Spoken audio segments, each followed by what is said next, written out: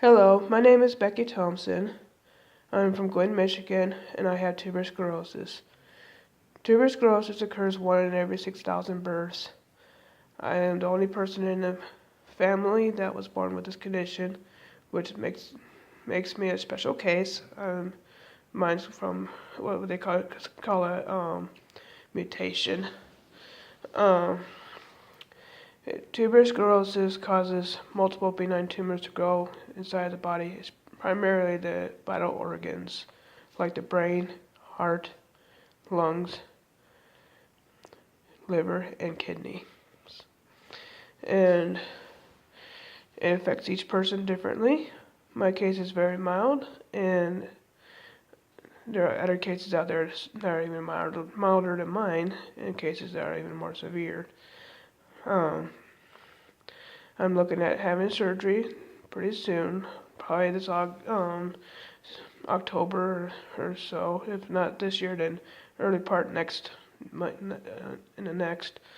Um, to treat what the doctors call, what we call angiomyolipomas. Angiomyolipomas are a fatty tumor, but they grow and they can create problems. Um, they can rupture and cause life-threatening bleeds. And because I have so many of them, and because they're large, I'm at high risk. So I'm looking at having possibly laparoscopic surgery to have them embolized. And there's different methods to do that. They have coils, they have beads, they have liquids, but it's embolization is just another term for stopping the blood flow to the tumor. I am at risk at losing some kidney function from having the surgery done. So in that case, I would probably have to go on a special kidney diet to try to preserve what kidneys I have. Kidney function, I mean. I am going to be eventually looking at losing my right kidney one day, so I'm eligible for kidney transplant. I need to get on the list as soon as I have the opportunity to, so I can hopefully get a new kidney before I reach to the point where it becomes a real issue.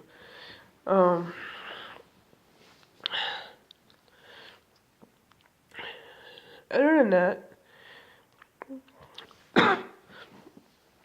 I try not to let my condition determine who I am.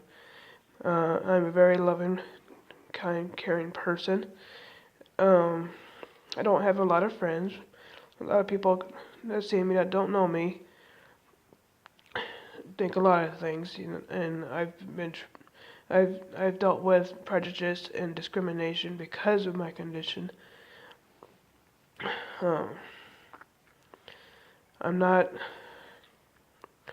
going to have any children because my children would have a 50% chance of inheriting the condition, and they could be a lot worse than what mine was. So, with that in mind, because I would just feel guilty if a child was born with that disorder. Um, I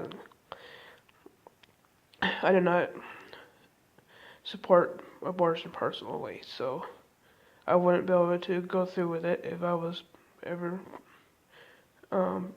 impregnated by anybody, intentionally or not.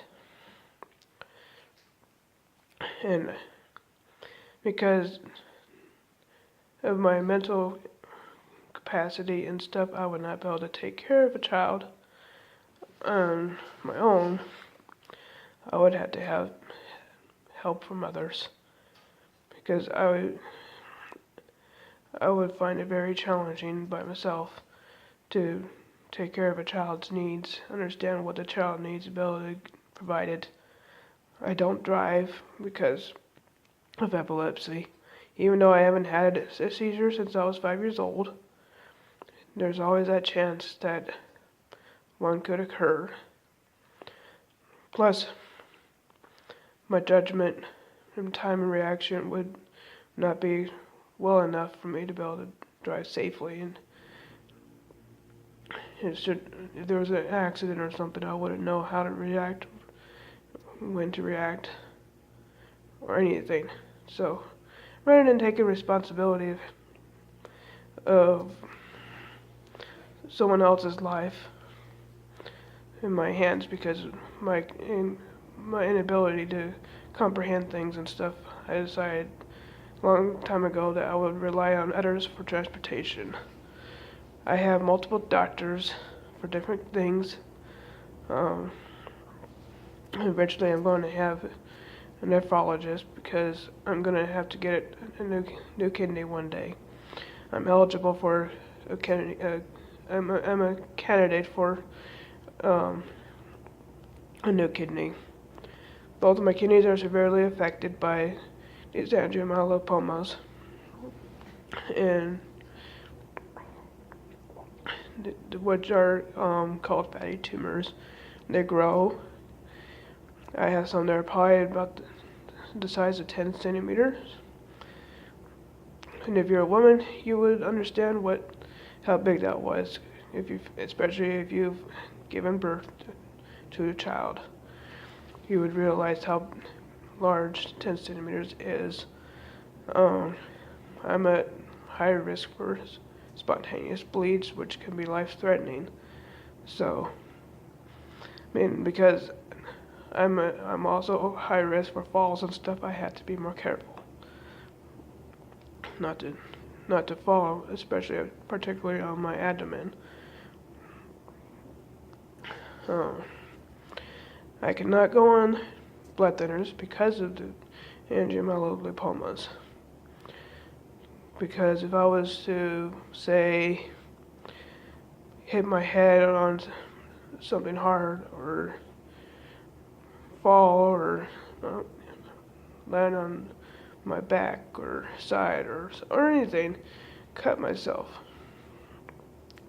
then I would have to go in and get treated. But the blood thinners would cause my angiomyolipomas to bleed, which I can't have. And the only reason I mention the blood thinners is because in my vena cava, which is the big artery that's beneath my kidneys, I have a blood clot, 12 centimeter blood clot, and because of the location and stuff, it makes me more high risk when I go in to have this surgery. So